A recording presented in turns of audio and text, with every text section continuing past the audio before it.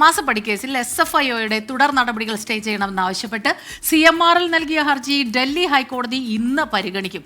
Justice Subrahmanyam Prasad അധ്യക്ഷനായ ബെഞ്ചാണ് ഹർജി പരിഗണിക്കുക. SFIO കുറ്റപത്രം സമർപ്പിച്ച സാഹചര്യത്തിൽ ഹർജി നിലനിൽക്കില്ല എന്ന് കഴിഞ്ഞ തവണ ഹർജി പരിഗണിച്ച ജസ്റ്റിസ് ഗിരീഷ് കപ്താലിയ ചൂണ്ടിക്കാട്ടിയിരുന്നു. ബൽറാം നെടുങ്ങാടിയാണ് ഡൽഹിയിൽ നിന്ന് ചേരുന്നത്. Balram, good morning. അപ്പോൾ SFIO കുറ്റപത്രം സമർപ്പിച്ച സാഹചര്യത്തിൽ ഈ കേസ് നിലനിൽക്കില്ല എന്നുള്ള ഒരു നിരീക്ഷണമുണ്ട്. ഇന്നിപ്പോൾ എപ്പോഴായിരിക്കും ഈ കേസ് പരിഗണിക്കുക? എന്തായാലും ഇത് CMRLനെ സംബന്ധിച്ച് ഏറെ നിർണായകമാണ്. CMRL നിരത്തിയിരിക്കുന്ന വാദങ്ങളൊക്കെ എത്രത്തോളം ഈ കേസുമായി ബന്ധപ്പെട്ട് നിലനിൽക്കാൻ സാധ്യതയുണ്ട്?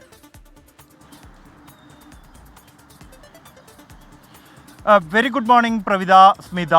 ഈ ഏറെ നിർണായകമായ ഒരു ദിനമാണ് ഇന്ന് ഈ മാസപ്പടി കേസിനെ സംബന്ധിച്ചിടത്തോളം. കാരണം ഈ കേസിൽ നിലനിൽക്കുമോ എന്നുള്ള കാര്യത്തിൽ തീരുമാനം ഇന്ന് ഉണ്ടാകും. ഡൽഹി ഹൈക്കോടതി ജഡ്ജി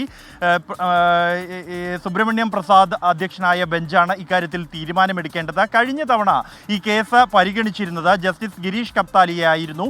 ആ ഘട്ടത്തിൽ ഈ ഹർജി പരിഗണിക്കവേ ഈ SFIO നിലവിൽ തന്നെ കുറ്റപത്രം സമർപ്പിച്ച സാഹചര്യത്തിൽ ഈ ഹർജി നിലനിൽക്കില്ല എന്ന് അദ്ദേഹം ചൂണ്ടിക്കാണിച്ചിരുന്നു. എന്നാൽ ഇത്തരത്തിൽ ഈ കുറ്റപത്രം സമർപ്പിച്ചത് നേരത്തെ കോടതിക്ക് നൽകിയ വാക്കാലുള്ള ഉറപ്പിൻ്റെ ലംഘനമാണ് എന്ന് CMRLന് വേണ്ടി ഹാജരായ മുതിർന്ന അഭിഭാഷകൻ കപിൽ സിബൽ ചൂണ്ടിക്കാണിച്ചു. നേരത്തെ സുബ്രഹ്മണ്യം പ്രസാദ് അധ്യക്ഷനായ ബെഞ്ചായിരുന്നു ഹർജി പരിഗണിക്കുന്നത്. ആ ഘട്ടത്തിൽ ഈ കുറ്റപത്രം സമർപ്പിക്കില്ല എന്ന് കോടതിയെ SFIO അറിയിക്കുകയും തുടർന്ന് കോടതി വാക്കാൽ ഉറപ്പ് നൽകുകയും ചെയ്തിരുന്നു എന്നാണ് അദ്ദേഹം ചൂണ്ടിക്കാണിച്ചത്. തുടർന്നാണ് ഈ കേസ് വീണ്ടും സുബ്രഹ്മണ്യം പ്രസാദ് അധ്യക്ഷനായ ബെഞ്ചിന് വിടാനുള്ള തീരുമാനം എടുത്തിരുന്നത്. ഇന്ന് ഇത്തരത്തിൽ ഒരു ഉറപ്പ് നൽകിയിട്ടുണ്ടോ എന്ന കാര്യത്തിൽ ജസ്റ്റിസ് സുബ്രഹ്മണ്യം പ്രസാദിൻ്റെ നിലപാട് ഏറെ നിർണായകമായിരിക്കും ഈ കേസിൻ്റെ ഭാവിയെ സംബന്ധിച്ചിടത്തോളം എന്നുള്ളതാണ്.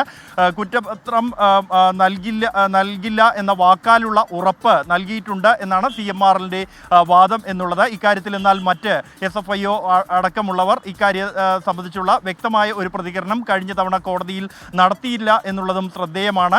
അന്വേഷണ റിപ്പോർട്ട് കേന്ദ്ര സർക്കാരിന് മുമ്പാകെ അനുമതിക്ക് സമർപ്പിച്ചിട്ടുണ്ടോ എന്ന് വ്യക്തമാക്കണമെന്നും കോടതി അനുവാദമില്ലാതെ തുടർ നടപടികൾ പാടില്ലെന്ന് ഉത്തരവിടണമെന്നുമാണ് CMRL പ്രധാനമായും ആവശ്യപ്പെടുന്നത്. ഇതിനെയെല്ലാം സംബന്ധിച്ചിടത്തോളം ജസ്റ്റിസ് സുബ്രഹ്മണ്യം പ്രസാദിൻ്റെ നിലപാടുകൾ, അത്തരത്തിലൊരു വാക്കാൽ ഉറപ്പ് നൽകിയിട്ടുണ്ടോ എന്ന നിലപാടുകൾ ഈ കേസിനെ സംബന്ധിച്ചിടത്തോളം നിർണായകമാകും. ശരി, ബൽറാം നെടുങ്ങാടിയാണ് ഡൽഹിയിൽ നിന്ന് വിശദമായ വിവരങ്ങളുമായി ചേർന്നത്.